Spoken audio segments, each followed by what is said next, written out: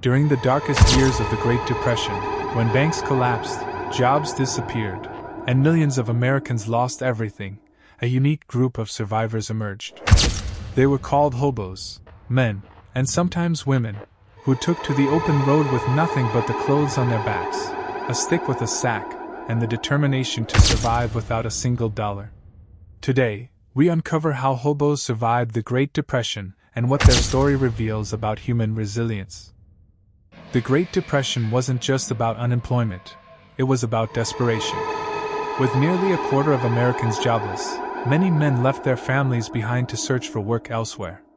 But with no money for bus fare, train tickets, or even food, they improvised. The hobo's survival kit was simple: a sense of direction, the courage to hop freight trains, and an unspoken code of honor. Hobos created a secret language, carved in chalk, coal, or scratched into fences and sidewalks. These were called hobo signs. A cat meant, "A kind-hearted woman lives here, she'll give you food." A cross meant, "Religious services nearby." A circle with an arrow pointed to a safe camp. But a stick figure with a policeman's hat? That was a warning. "Stay away, the law isn't friendly here." This hidden network of signs became a lifeline, guiding hobos toward shelter, food, and safety in an America that often turned its back on them. Without a dollar in their pocket, hobos learned the art of survival through community. Churches and charity soup kitchens often handed out bread, soup, or coffee. But they didn't always depend on charity. Hobos offered work for food. They chopped wood, fixed fences, harvested crops, or did odd jobs in exchange for a hot meal. It wasn't glamorous, but it was survival, earned with sweat instead of cash.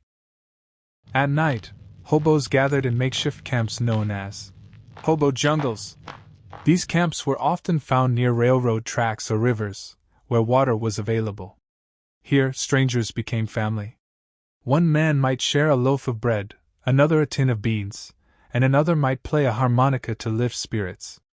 They cooked meals over open fires, shared survival tips, and protected one another from thieves, or the railroad police, known as bulls, who were infamous for beating and arresting hobos caught riding the rails. The Dust Bowl in the Midwest made survival even harsher. Farms dried up, families starved, and many small towns had nothing left to give. Still, hobos adapted. They followed the harvest seasons, working in fields when crops were ripe, moving on when the work was done. They lived lightly, taking only what they needed and giving back through labor when possible. It wasn't just grown men. Some hobos were children, boys as young as 12 who hopped trains to escape poverty-stricken homes and lessen the burden on their parents. They became known as boy hobos, braving the same dangers, learning the same code, and surviving in a world that had no mercy for youth. So how did hobos survive the Great Depression without a single dollar? Through ingenuity, mobility, community, and an unbreakable code of resilience. They built a culture of sharing instead of hoarding, of communication instead of isolation, and of perseverance when the world offered them nothing. The hobo story reminds us of something powerful. Survival isn't about how much money you have, it's about how much resourcefulness, grit, and hope you carry with you. When we think of the Great Depression, we often think of suffering. But within that suffering, the hobos of America wrote a story of endurance. They survived with nothing, and in doing so, they left behind a lesson we still need today. When money fails, humanity and community can still keep us alive. History is not just about survival, it's about the spirit that carries us through.